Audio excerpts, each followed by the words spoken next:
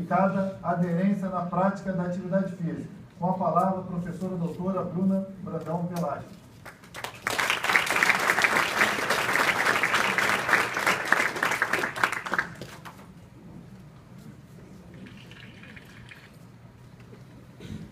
Bom, obrigada a todos. Estão todos ouvindo? Bem? Antes de mais nada, eu queria agradecer a toda a Escola de Educação Física do Exército, em nome da professora Ângela, que me fez o convite pessoalmente, né, enfim, por essa apresentação.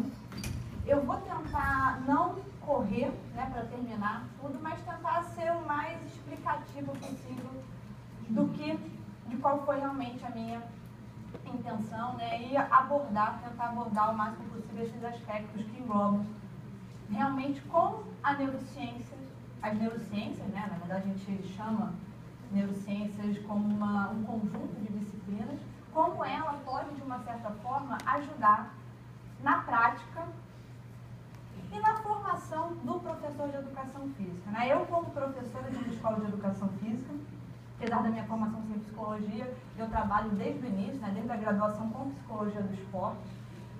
E eu, como professora da Escola de Educação Física, eu verifico muito essa necessidade, né? A educação física, na sua grande parte, acho que talvez até por um problema não da educação física, um problema da nossa formação aqui no Ocidente, uma formação muito dividida, como se a mente ela fosse completamente separada do corpo físico, né, da parte biológica. Então, a formação ela acaba sendo muito voltada para esses aspectos, né, para a saúde física, sendo ignorado um pouco não só a saúde mental, mas qual é a importância do profissional de educação física no desenvolvimento cognitivo de crianças e adultos. Sejam crianças e adultos com desenvolvimento saudável, sejam crianças e adultos com alguma alteração, algum problema de desenvolvimento. E eu acho que é esse nicho, esse foco que precisa ser preenchido por esse profissional. A gente tem atualmente, né, um combate aí muito forte, principalmente na área de saúde mental, de psicologia, contra a medicalização. E vários estudos ao longo do mundo, ao redor do mundo, eles têm demonstrado os efeitos positivos da prática de atividade física e de exercício físico, né, essas atividades como remédios, entre aspas, ou como formas preventivas de desenvolvimento de doenças mentais e físicas. Eu acho que é nesse nicho que precisa se pensar e se falar um pouco como a educação física ela entra. Bom, então, eu vou apresentar essa palestra, né, aspectos de neurociências aplicadas à prática da atividade física, e tentar abordar um pouco esse campo que é extremamente rico, né? Com certeza, infelizmente, não será possível falar de todo o campo aqui nesse momento. Antes de mais nada, eu sempre esqueço isso, né? Eu vou deixar aqui o meu contato, quem quiser por algum motivo, depois perguntar, tirar alguma dúvida, ou até conhecer o laboratório, né? Então, bruna@neurocienciasaplicadas.com.br. E vou começar apresentando o laboratório que eu coordeno aqui na Praia Vermelha, né, dentro do Instituto de Psiquiatria. Então, eu estou em 2 programas, né, apesar da minha matrícula ser na Escola de Educação Física da UFRJ, eu participo de 2 programas, o programa de Educação Física, na mestrado e doutorado, e o programa em Saúde Mental, que fica dentro do Instituto de Psiquiatria. E o laboratório, ele trabalha, né, ou busca investigar a neurofisiologia e a neuropsicologia da atenção com 4 vertentes específicas: transtornos psiquiátricos, esporte e exercício, modulação por drogas e mindfulness. E principalmente, quando a gente fala em esporte e exercício, que é o foco, né, foi realmente o que eu vim falar aqui, a gente identifica diversos benefícios que são produzidos, benefícios cognitivos, benefícios mentais, além dos físicos, que já são bastante conhecidos, são bem abordados, né, em todo o âmbito científico. Então, os benefícios do esporte e prática de exercício físico na atenção, por exemplo, né, ou como a atenção, principalmente, aí colocando um foco, né, de crianças e adolescentes em fase de desenvolvimento, como que a prática de atividade física e exercício físico podem contribuir para a melhora do desempenho escolar dessas crianças. Tem um pesquisador alemão, que é colaborador nosso no laboratório, o Henning, que ele trabalha com esse aspecto, né? E aqui a gente, principalmente no ano passado, se discutiu muito, né, a retirada, né, ou a diminuição da prática de exercício no ensino médio. nossa. Né? Não estão na Alemanha, por curiosidade, eu acabei até por surpresa, eu fiquei sabendo disso, a própria educação física, existe uma política de diminuição da prática, né, da inserção da educação física na escola, e para poder suprir, ou nesse horário vago, entrar em outras disciplinas, como se o aspecto, né, a inserção de diversas disciplinas fosse ser o suficiente para melhorar o desempenho. E o que a gente tem desenvolvido em colaboração são realmente estudos que demonstram que não a diminuição, mas o aumento da prática da educação física escolar tem como melhora o desempenho escolar em outras disciplinas. Por melhorar, principalmente, né, e aí, no caso que a gente olha, duas funções cognitivas específicas, que são a atenção e a memória de trabalho. E com a melhora nessas duas funções cognitivas, o aluno ele se torna mais apto a aprender. E com essa, como consequência, a gente vê uma melhora do desempenho escolar. Então eu vou tentar abordar aqui, né, dentro desse tema, eu escolhi especificamente uma atividade, que é uma atividade que envolve várias questões, não só a parte do movimento, né, que foi a dança, mas não se limita, né, claro, é só um tipo de atividade. Mas a inserção por si só dessa prática, ela já traz benefícios que muitas vezes são negligenciados na formação.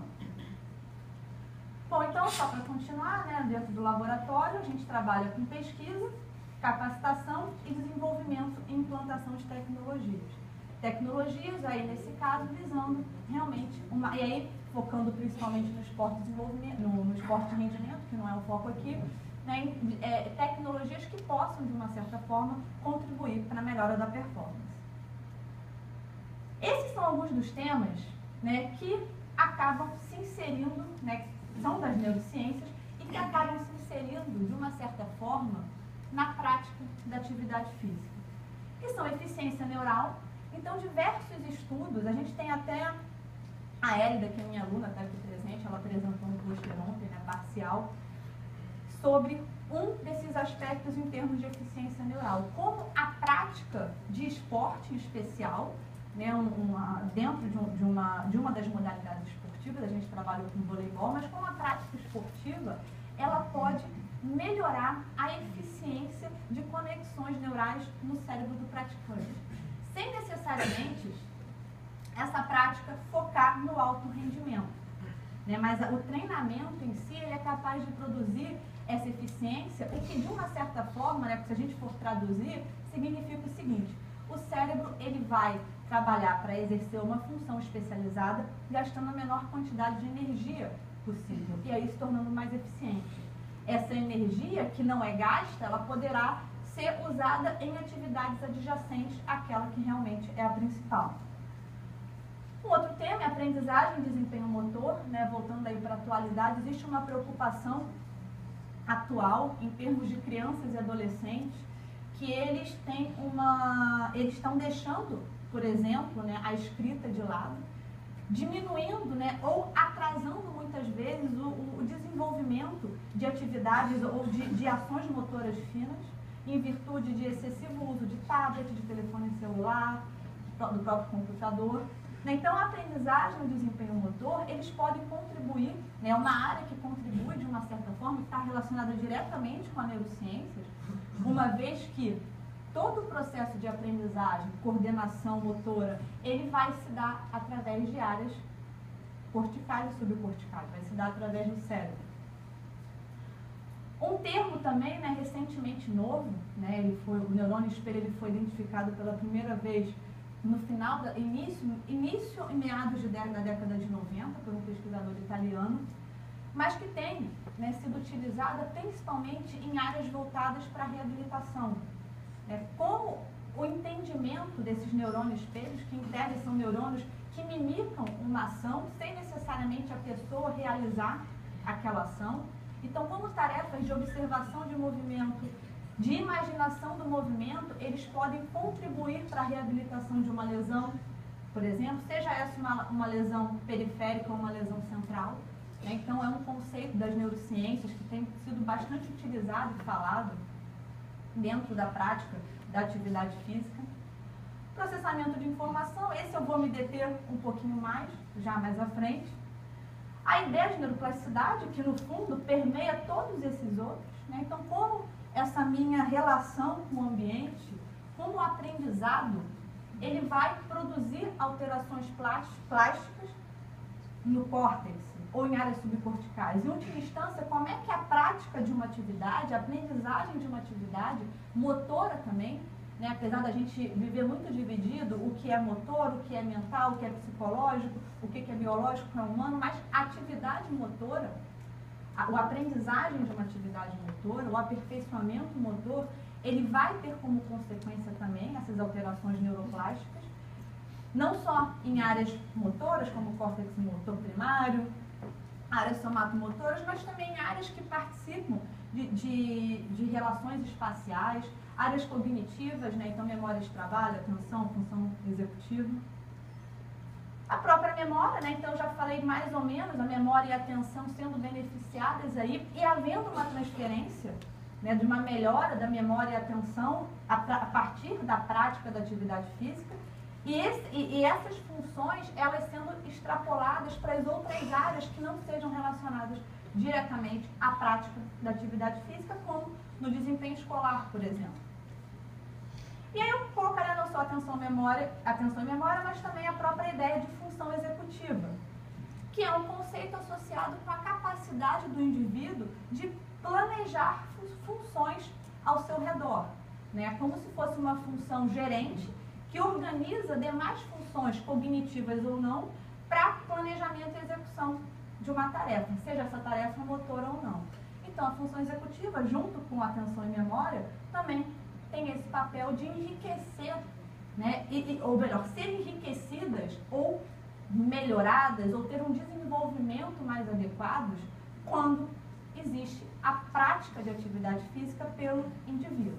Eu estou me focando aqui em desenvolvimento, falando em criança e adolescente, mas esses benefícios não se limitam a esse público, né? Então, são benefícios que são vistos independente da faixa etária, independente também da condição de saúde física e mental.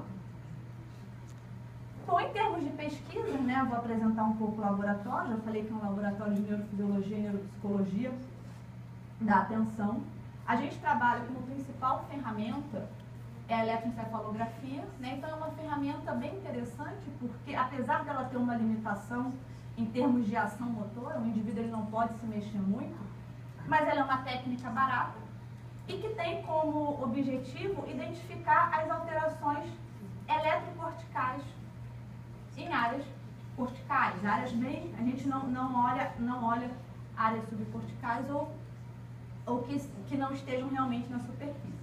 Mas essas alterações, elas são interessantes, a gente consegue ter uma variabilidade de desenvolvimento de paradigmas para acessar não só as alterações motoras, como as alterações cognitivas. E em termos, digamos assim, amplos, né, quando eu cito todas aquelas áreas possíveis, né, claro, eu me limitei a algumas, a gente poderia ficar aqui falando o dia inteiro sobre várias outras áreas além dessas, mas essas são as mais fortes, as mais investigadas, relacionando aí neurociência e atividade física. Em última instância, o que se tem é o cérebro, né, o encéfalo, vamos ampliar um pouco o conceito, como uma estrutura similar a uma caixa preta e que, em última instância, vai processar a informação, né? Essa comparação ela é feita em vários aspectos, a comparação com o computador, né? Porque o que acontece? A gente recebe informação do ambiente, informação sensorial, na maior parte das vezes, essa informação ela é processada, transformada e vai gerar, em última instância, uma ação motora, por exemplo, ou uma resposta. E é exatamente o que acontece aqui, dentro desse processamento, que áreas ela percorre, como é que a prática de uma atividade física específica pode melhorar esse processamento. Será que uma prática de atividade física pode tornar esse processamento mais rápido, mais eficiente, quando a gente inclui o conceito de eficiência neural? Então, é dentro desses aspectos que se procura olhar como a entrada de informação E aí a gente vem uma informação que ela é, né, por isso a ideia também da integração sensório-motora, uma informação que ela é na maior parte sensorial e ela vai ser transformada numa ação motora. E como essa ação ela pode se tornar mais especializada, mais detalhada, ou como eu posso ter um aprimoramento motor diante de alguma dificuldade, vendo o que acontece exatamente aqui, do que a gente vai chamar de caixa preta, mas que não é mais uma caixa assim tão desconhecida, né? A gente já tem, apesar de precisar muito ainda de muitos anos, existem limitações grandes em termos de paradigma, de entendimento do que é o cérebro, a gente já tem um conhecimento razoável de como ele processa essa informação e quais são os principais fatores que podem tornar esse processamento mais rápido, né, envolvendo aí de uma certa forma um aperfeiçoamento e mais eficiente também, com a alocação de recursos atencionais, recursos de memória, de forma mais direta, de forma mais correta e adequada. Bom, e como eu disse, né, o meu foco aqui, eu escolhi uma área específica para se falar, que é realmente como a dança, e a gente poderia citar aqui qualquer outro tipo de atividade física, mas como a dança ela vai contribuir na evolução do sistema atencional.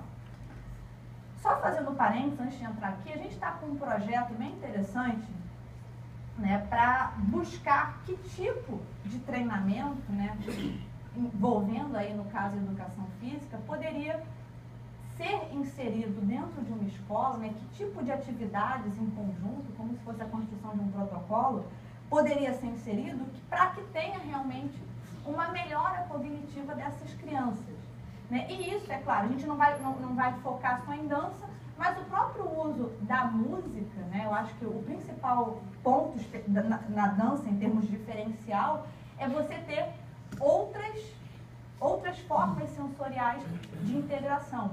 Mas isso pode ser integrado sem necessariamente a gente falar de dança especificamente. Bom, então o que tem sido visto em termos da dança em especial? A aprendizagem de movimentos complexos proporciona o crescimento de mais conexões entre neurônios e aprimoramento da memória. Então, a prática da dança, né, ou eu poderia até ampliar aqui, a prática de uma atividade física vai produzir uma quantidade de conexões entre neurônios, né, então um aumento na quantidade de sinapses, que vai ser visto e traduzido depois como uma melhora na memória, uma melhora na atenção, uma melhor capacidade de integração entre informações diferentes, né? E isso é extremamente importante, né? Eu acho que sempre foi importante, mas a gente vive um período agora, né, principalmente a geração que nasceu nos últimos 6 a 10 anos, onde a forma que ela percebe e integra o mundo é extremamente diferente da nossa. Diferença entre gerações sempre existiu, mas o que a gente vê agora é um marco extremamente forte, porque a velocidade de alteração tecnológica ela aconteceu de uma forma muito rápida, né, uma velocidade muito grande, e a gente não está conseguindo traduzir para as gerações novas a aprendizagem, né? Então a aprendizagem se tornou algo extremamente chato, extremamente cansativo.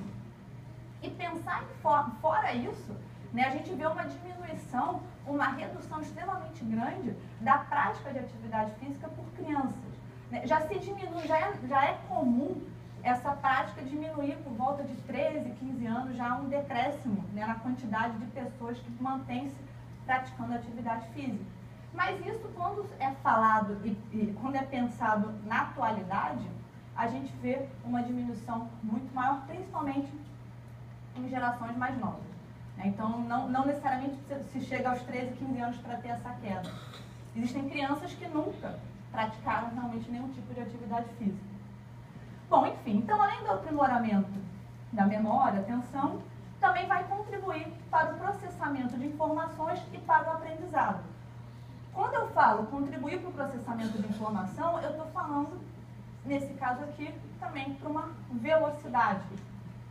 Crianças ou pessoas que praticam dança, elas acabam tendo como efeito, né, um efeito positivo dessa prática, a melhora um aumento, não vou nem falar a palavra melhora, mas um aumento na velocidade de conectar e integrar informações diferentes que chegam por vias sensoriais diferentes.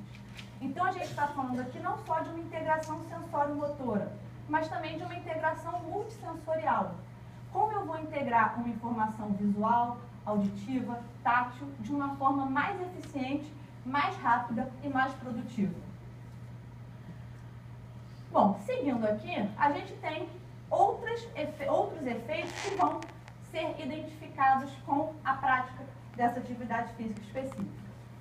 Melhora e aperfeiçoamento das capacidades físicas, desenvolvimento e melhoria da consciência corporal e espaço-tempo, né, e relação entre espaço e tempo, desenvolvimento da consciência rítmica e dos sentidos, desenvolvimento e melhoria da natureza cognitiva, como, por exemplo, raciocínio, atenção e concentração, criatividade e senso crítico, né? Então, são alguns dos efeitos benéficos que se verificam com, no caso aqui específico, com a prática, com a inserção de alguma prática associada à dança no dia a dia dessas pessoas.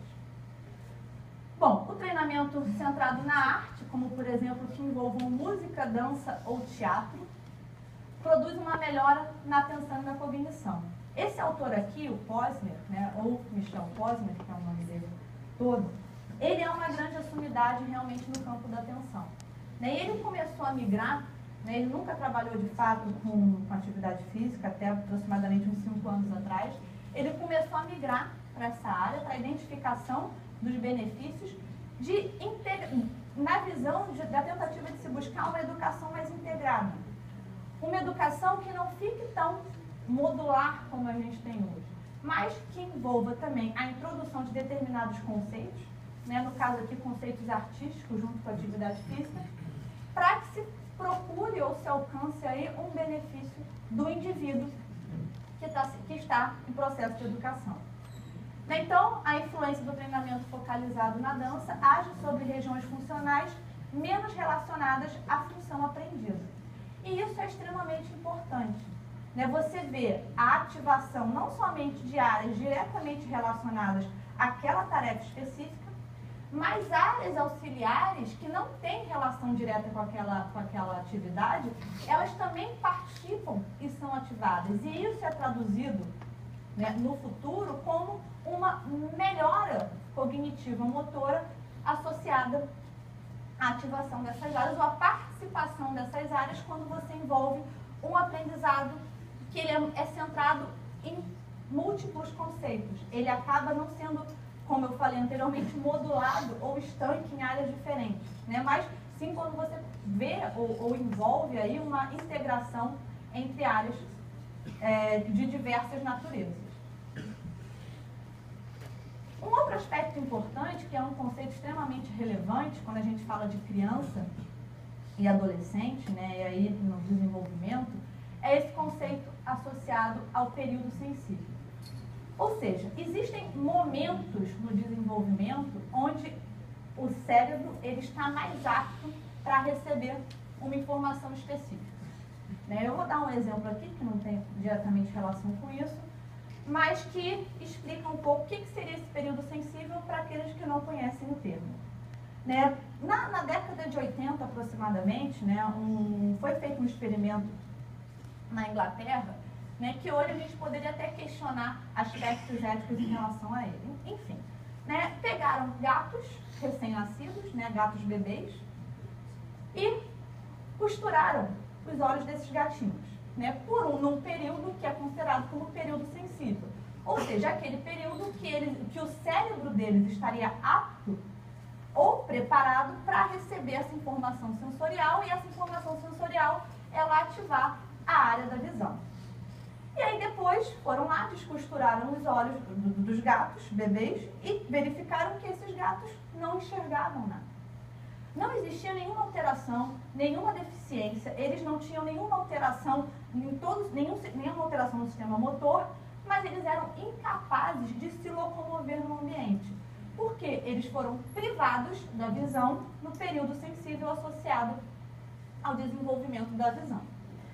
E é um conceito extremamente importante porque ele também está associado com a aprendizagem motora e com a aprendizagem de aspectos cognitivos, como que eu tenho falado desde o início, que realmente é a minha área de atuação, a atenção e, no caso, memória de trabalho. Então, ao longo do desenvolvimento da criança, ela precisa ser exposta a determinados conceitos, a determinadas atividades, para que ela tenha o desenvolvimento adequado daquela tarefa, daquela ação ou daquelas funções. Caso ela não seja exposta naquele momento, não quer dizer que ela não vá aprender, mas a aprendizagem ela não vai acontecer com o mesmo sucesso e a mesma eficiência do que se ela tivesse acontecido no momento adequado, no período sensível adequado. Né? E no caso da atenção, acredita-se que isso, o que tem se demonstrado pelo momento, através de estudos, é que esse período acontece em torno de 6 a 12 anos, coincidido com o pico de maturação e de desenvolvimento cerebral. Então, é um período que a criança ela precisa ser exposta, de uma certa forma, a essa multifaceta de informação, a uma integração de informações. É claro, né? Às vezes tem que tomar cuidado para que os conceitos eles não sejam misturados e interpretados de uma forma errada. Né? Isso não quer dizer que elas tenham que ser apresentadas a ambientes extremamente ricos de forma aleatória. Ambientes ricos, sim, mas que eles sejam, né, que eles envolvam tarefas integradas, mas que essas tarefas elas sejam integradas de uma forma adequada, que elas sigam um padrão e não de uma forma aleatória, porque aí realmente o que a gente vai produzir na criança é um caos total. Né? Esses conceitos não vão ser de fato aprendidos. Então esse é um fator, né, o conhecimento ou o conceito de período sensível é extremamente importante e nos dá, né, de uma certa forma, nos corrobora da importância de se inserir, né, ou de se pensar, né, em aprofundamento, em aperfeiçoamento de como a prática da atividade física, ou de como as neurociências, como um todo, né, aí falando de várias disciplinas que tentam entender não só o funcionamento do cérebro, mas como o cérebro responde diante de ambientes diferentes, né, como as neurociências, de uma certa forma, elas vão ser inseridas, ou como elas vão explicar, ou até mesmo, né, tentar entender melhor como a atividade física ela produz consequências além das motoras e além das físicas, em grupos diferentes. Eu estou me focando aqui em criança, mas, como eu já falei anteriormente, se expande para outros públicos também. Bom, um outro fator importante, né, claro, eu falei de dança aqui, mas é importante que a prática da atividade física ela seja do interesse do indivíduo. E isso é extremamente importante, né, principalmente nos dois grupos extremos, né, criança e idoso, principalmente o idoso que tem algum tipo de dificuldade de locomoção ou algum tipo de alteração cognitiva, onde os filhos ou cuidadores acabem tomando a frente, eles não têm muita condição de escolha, né? Porque eles vão depender de um adulto ou de uma terceira pessoa que coloquem ou incluam ele num grupo de prática de atividade física. Mas esse interesse, ou ter a noção desse interesse, é extremamente importante, porque tudo aquilo que eu falei anteriormente não vai ter efeito se o aspecto motivacional não estiver incluído. E isso também é visto, né, ou tem sido reafirmado através de estudos em áreas diferentes. Bom, e quando a gente pensa, né, no aspecto como um todo, bailarinos experientes têm a capacidade de simular o que observam e podem perceber o mundo de forma diferente, inclusive em relações espaciais, em pensamento cognitivo. Né? Por mais que aparentemente não haja relação, conceitos matemáticos extremamente abstratos, eles acabam tendo os bailarinos, no caso, ou pessoas que praticam dança, acabam tendo uma ressignificação e um entendimento muito mais aprimorado do que indivíduos que não têm, inclusive contribuindo para dificuldades em aprendizagem de matemática. A aprendizagem física nas salas de aula contribui para a estimulação da criatividade, aumento da motivação e melhora da inteligência social, né? E aí a gente está falando de um aspecto bem geral. E o que se tem visto quando a gente inclui aí, né, estudos que envolvem neuroimagem ou investigam alterações cerebrais diante de atividades específicas, é que o cérebro se modifica como resultado da experiência e apresenta períodos sensíveis para a aprendizagem. Por meio do treinamento e aprendizado, os circuitos neurais tornam-se fortes e permanentes, né? E aí, se você transfere não só para áreas diferentes, mas são formas de conexões ou circuitos que vão sendo levados ao longo da vida, né? Chegando aí na fase adulta, no envelhecimento, em todos esses fatores. Inclusive com evidências de que a prática de atividade física, quando praticada desde cedo, ela é protetiva em termos de desenvolvimento, né, de demências ou do declínio cognitivo. Bom, né, eu estou percebendo aqui que o tempo ele se esgotou. Né? Eu, na verdade, já preparei uma apresentação bem extensa e vamos ver o que dá. Né? Eu cheguei aqui. Eu não sei se depois a apresentação vai ser disponibilizada, mas caso seja, ela está aí com vocês, quem tiver interesse, seja, tem meu e-mail. Eu vou fechar aqui e aí depois, se tiver alguma pergunta, tem a mesa, né, redonda, e aí vocês fiquem à vontade. Tá? Obrigada, gente. Boa tarde.